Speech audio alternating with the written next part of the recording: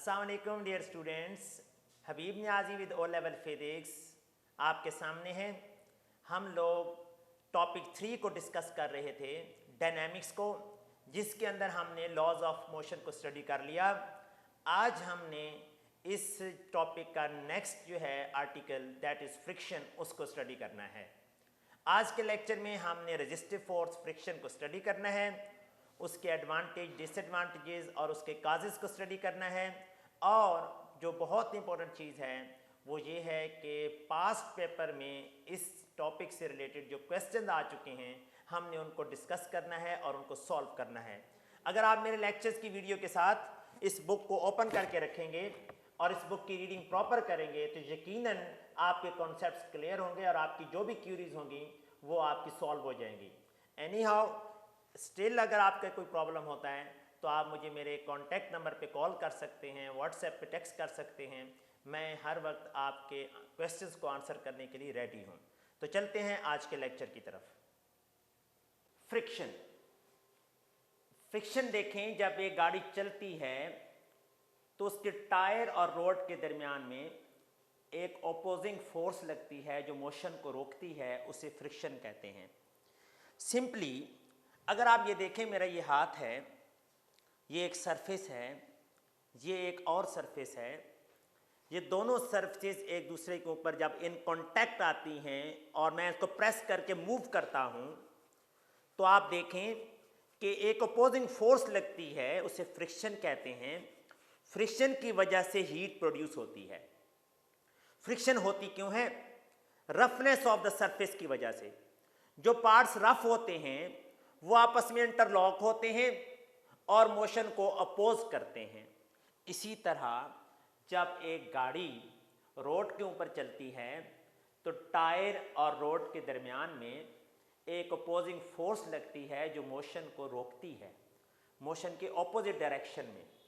इस opposing force को कहते हैं friction. Friction is the force which opposes motion. Friction को स्टॉपिंग फोर्स भी कहते हैं। क्योंकि फ्रिक्शन एक फोर्स है इसलिए इसका यूनिट होना चाहिए फोर्स वाला, और वो न्यूटन है। फोर्स एक वेक्टर क्वांटिटी है, उसकी डायरेक्शन भी होनी चाहिए। फ्रिक्शन की डायरेक्शन जो है वो opposite to the direction of motion होती है। It always acts opposite to direction of travel. Friction force है जो मोशन को रिटार्ड करती है, मोशन को रोकती है। इसका यूनिट न्यूटन है, इसकी डायरेक्शन ऑपोजिट टू मोशन है। अब सवाल है कि फ्रिक्शन को कम कैसे कर सकते हैं। अगर हम टायर और रोड के दरमियान में ग्रीस या ऑयल डाल दें तो फ्रिक्शन कम हो जाएगी। फ्रिक्शन लुब्रिकेंट्स ऐड करने से कम हो जाती है। Friction can also be reduced by using highly polished surfaces. जब कलर कर दें, सरफेसेस को पॉलिश कर दें तो उससे भी फ्रिक्शन कम होती है क्योंकि रफनेस जो कम हो जाती है। आप देखें बाइक और साइकिल के टायर्स के अंदर ये बॉल बेरिंग्स लगे होते हैं। बॉल बेरिंग्स क्या करते हैं, ऊपर वाली सरफेस और नीचे वाली सरफेस का इन कांटेक्ट एरिया कम कर देते हैं। ये देखें थोड़ा सा एरिया कांटेक्ट में है। जहाँ पे देखें ये नीचे वाली सरफेस है, ये ऊपर वाली सरफेस है। अगर दरमियान में बॉल बेरिंग ना होते तो दोनों सरफेस एक दूसरे के साथ टच होती, लेकिन अब उनका इन कांटेक्ट एरिया सिर्फ ये होता है। जब इन कांटेक्ट सरफेस एरिया कम हो जाए तो भी फ्रिक्शन कम हो जाती है। इसलिए हम लोग कहते हैं कि बॉल बेरिंग यूज़ करके फ्रिक्शन को कम किया जा सकता है। जी, फ्रिक्शन कम करने के कुछ तरीके हैं। एक और है, आपने देखा होगा कि जो एरोप्लेन्स होते हैं उनकी जो फ्रंट शेप है वो नीडल टाइप होती है, स्ट्रीमलाइन होती है, ताकि उसके ऊपर एयर की रेजिस्टेंस कम पड़े। तो फास्ट मूविंग ऑब्जेक्ट्स जो हैं उनको स्ट्रीमलाइन बनाया जाता है, रॉकेट्स को भी स्ट्रीमलाइन बनाया जाता है। जैसा कि रॉकेट देखें, रॉकेट की जो फ्रंट सरफेस है वो कैसे होती है, वो इस तरह की होती है। इसे कहते हैं स्ट्रीमलाइन सरफेस, ताकि जो एयर रेजिस्टेंस है जिसकी वजह से फ्रिक्शन प्रोड्यूस होनी है वो कम हो। इस तरह हम डिफरेंट वेज के साथ फ्रिक्शन को कम करते हैं। नेक्स्ट हम देखते हैं, ये दो सरफेसेस हैं, ये एक सरफेस है, ये दूसरी सरफेस है। ये ब्लॉक ऑफ वुड कह सकते हैं, ये टेबल के ऊपर प्लेस किया गया है। कोई भी सरफेस जो हमें स्मूथ नज़र आती है, जैसा कि ये वाइट बोर्ड है, ये भी 100% स्मूथ नहीं है। इसमें भी अप एंड डाउन है, इसमें भी छोटे छोटे जो है वो क्या कह सकते हैं, इस किस्म के छोटे छोटे अप एंड डाउन हैं, इरेगुलरिटीज ऑन द सरफेस है। जब एक सरफेस को दूसरी सरफेस के ऊपर रख के ड्रैग किया जाता है, पुश किया जाता है या खींचा जाता है, तो जो उसकी रफ सरफेसेस हैं, जो इरेगुलरिटीज इन सरफेसेस हैं, वो आपस में इंटरलॉक हो जाती हैं और मोशन में ऑपोजिशन क्रिएट करती हैं और मोशन को रोकती हैं, कोल्ड वेल्ड्स बना देती हैं, यानी इस सरफेस को इसके ऊपर मूव करना मुश्किल कर देती हैं। इस तरह जो रफनेस ऑफ द सरफेस है, that is cause of friction. Friction is a constant force, contact force that slows down moving objects, हम पढ़ चुके हैं। अगर एक ऑब्जेक्ट दूसरे ऑब्जेक्ट के ऊपर रखा हुआ हो और वो मूव ना कर रहा हो, इसके बावजूद भी फ्रिक्शन होती है, फ्रिक्शन की फोर्स मौजूद होती है। फॉर एग्जाम्पल ये देखें, ये एक इंक्लाइंड प्लेन है, इसके ऊपर वुडन ब्लॉक रखा गया है। Weight of wooden block is acting vertically downward, जबकि नॉर्मल रिएक्शन अपवर्ड। और ये in the state of rest है, फिर भी फ्रिक्शन की फोर्स लग रही है। फ्रिक्शन की फोर्स लगती है जब दो ऑब्जेक्ट्स इन कांटेक्ट आते हैं। Even if there is no relative motion between the objects, frictional forces exist between the surface of the objects. ये मूव नहीं कर रहा, फ्रिक्शनल फोर्स फिर भी मौजूद होती है, लेकिन जब ये मूव कर जाता है तो फ्रिक्शनल फोर्सेस जो है हीट प्रोड्यूस करना स्टार्ट कर देती हैं। फ्रिक्शन के पॉजिटिव क्या हैं? फ्रिक्शन अगर ज़मीन पे ना होती तो हम ना चल सकते। Friction is needed for walking, holding a pen or spoon. Used in braking pads. गाड़ियों की जो ब्रेक्स है उसमें अगर फ्रिक्शन ना होती तो यकीनन गाड़ियां ना रुक पाती। फ्रिक्शन के फ़ायदे भी हैं, फ्रिक्शन के नुकसानात भी हैं। सबसे बड़ा नुकसान ये है कि फ्रिक्शन की वजह से पावर रिड्यूस होती है, हीट एनर्जी प्रोड्यूस होती है और एनर्जी वेस्ट होती है। जो पार्ट्स गाड़ियों के आपस में फ्रिक्शनाइज हो रहे होते हैं, एक दूसरे के ऊपर फ्रिक्शन प्रोड्यूस कर रहे होते हैं, वो वियर एंड टीयर उनमें काज होता है, यानी वो फट जाते हैं, वो ख़राब हो जाते हैं, वो घिस जाते हैं। फ्रिक्शन के पॉजिटिव, फ्रिक्शन के नेगेटिव। बर्ड्स जो हैं वो एयर के अंदर फ्लाई करते हैं, क्यों? कि बर्ड्स के विंग्स और एयर में फ्रिक्शन होती है। अगर वो फ्रिक्शन ना हो तो बर्ड्स फ्लाई ना कर सके। ये जो वाइट बोर्ड के अंदर हम मुख्तलिफ किस्म के अगर यहाँ पे पक्का करने के लिए इसके अंदर नेल गाड़ते हैं, वो भी फ्रिक्शन की वजह से फिक्स होता है। फ्रिक्शन ना हो तो किसी भी वॉल के अंदर नेल फिक्स नहीं हो सकता। फ्रिक्शन की डेफिनीशन पढ़ी हमने, उसका यूनिट पढ़ा न्यूटन, उसकी डायरेक्शन देखी opposite to direction of motion, उसके पॉजिटिव देखे, नेगेटिव देखे और उसके काजेज देखे कि फ्रिक्शन प्रोड्यूस क्यों होती है। Causes of friction. Molecules in a material have tendency to stick to each other. Molecules जब सरफेस को दूसरी सरफेस के ऊपर प्रेस किया जाता है तो उनके मॉलिक्यूल्स एक दूसरे से स्टिक हो जाते हैं। Nature of the surface, rough surface have more friction due to ups and down with each other. देखें, ये शूज़ हैं जिनके नीचे नेल्स लगे हुए हैं, वो उनकी फ्रिक्शन ज़्यादा होगी। ये roughness of the surface, up and down on the surface जो हैं वो फ्रिक्शन का काज होते हैं। पास पेपर का क्वेश्चन है जी, in which of the following is the force of friction necessary. जब गाड़ी तेज चल रही हो तो फ्रिक्शन का होना ज़रूरी है, वरना गाड़ी जो है वो स्लिप हो जाएगी या स्किड हो जाएगी। नेक्स्ट क्वेश्चन देखें जी। नेक्स्ट हमारा टॉपिक है effects of friction on motion of vehicle. Tyre surface, अगर तो टायर का एरिया ज़्यादा है तो फ्रिक्शन ज़्यादा होगी, अगर टायर का एरिया कम है तो फ्रिक्शन कम होगी। ऐसी गाड़ी जिसमें कम एरिया वाला, ऐसे सरफेस एरिया वाला टायर यूज़ होता है, उसमें स्लिप होने के चांसेस ज़्यादा होते हैं as compare to this one. If the vehicle is having more tyre surface then the frictional force acting on it will be more. और अगर लेस सरफेस एरिया होगा टायर का तो फ्रिक्शन भी लेस होगी। रोड कंडीशन पे भी friction depend करती है।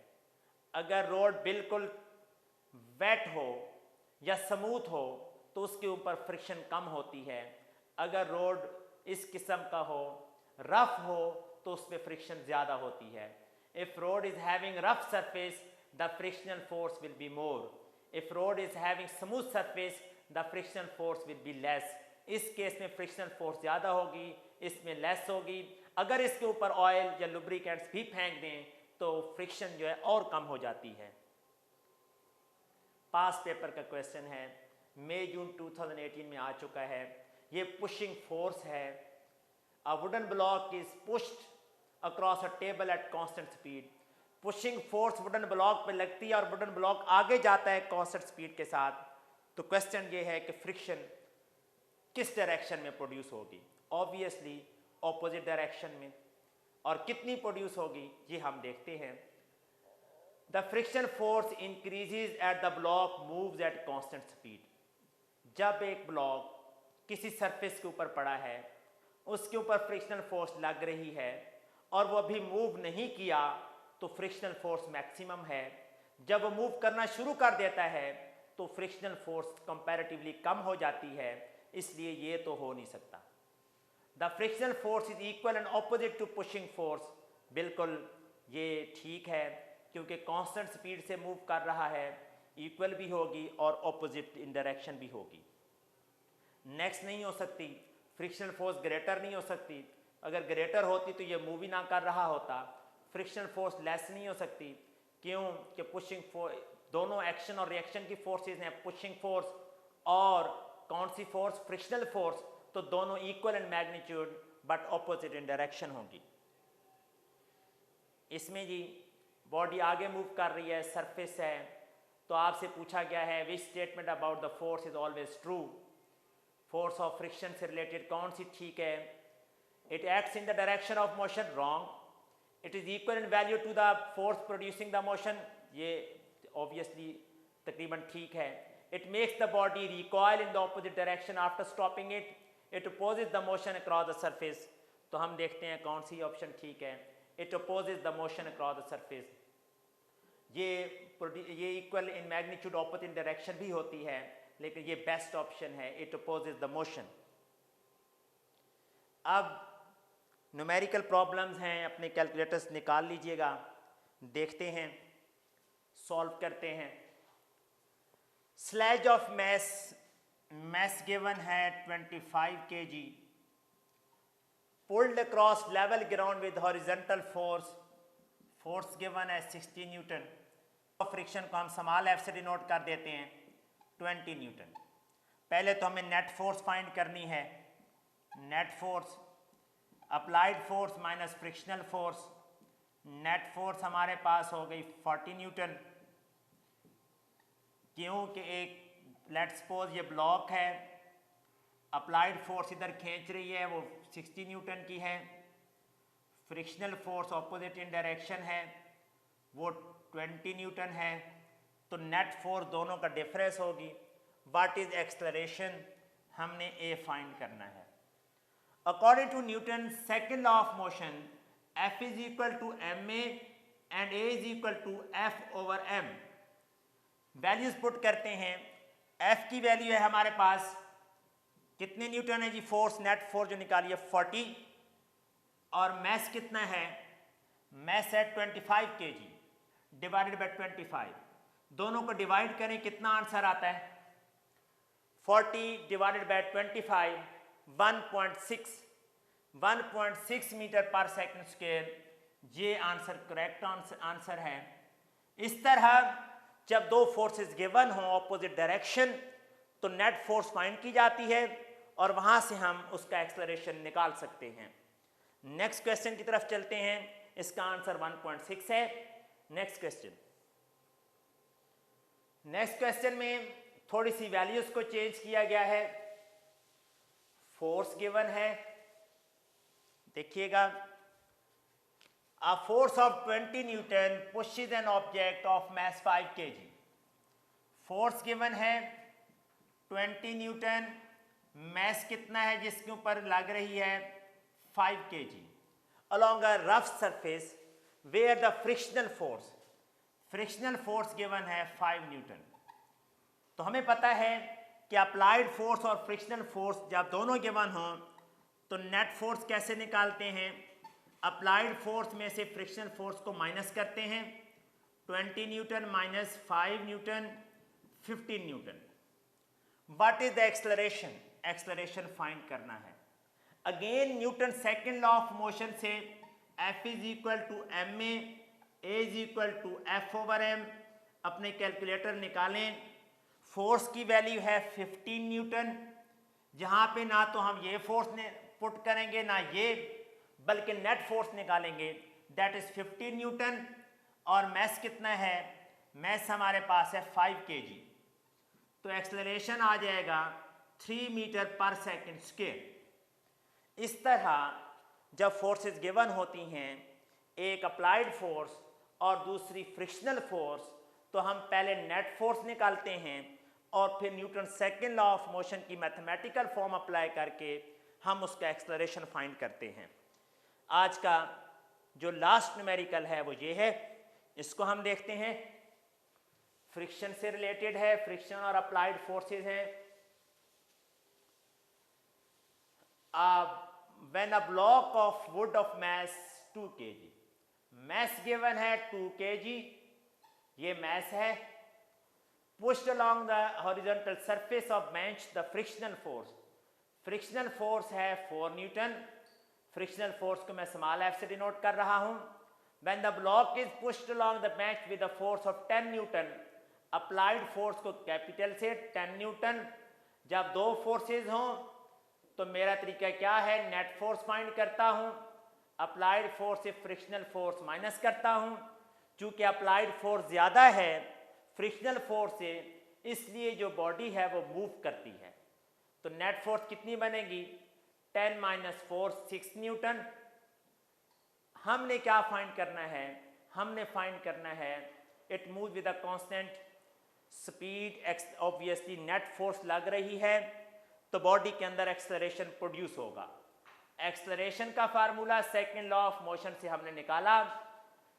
फोर्स की वैल्यू पुट की हमने, नेट फोर्स की और मैस की पुट की, तो एक्सेलरेशन आया 3 मीटर पर सेकंड स्क्वायर।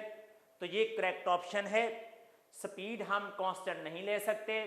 क्यों नहीं ले सकते, क्योंकि नेट फोर्स लग रही है।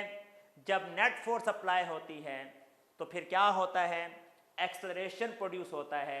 इसलिए फर्स्ट 2 ऑप्शंस को हम इग्नोर कर देते हैं और थर्ड ऑप्शन जो है वो करेक्ट ऑप्शन है। आज के लेक्चर में हमने फ्रिक्शन पढ़ा, फ्रिक्शन के कॉजेज, इफेक्ट्स और उसको रिड्यूस करने के मेथड्स को स्टडी किया और पास पेपर से मुख्तलिफ किस्म के न्यूमेरिकल लेकर हमने फ्रिक्शन के कॉन्सेप्ट्स को क्लियर किया। ज़्यादा से ज़्यादा प्रैक्टिस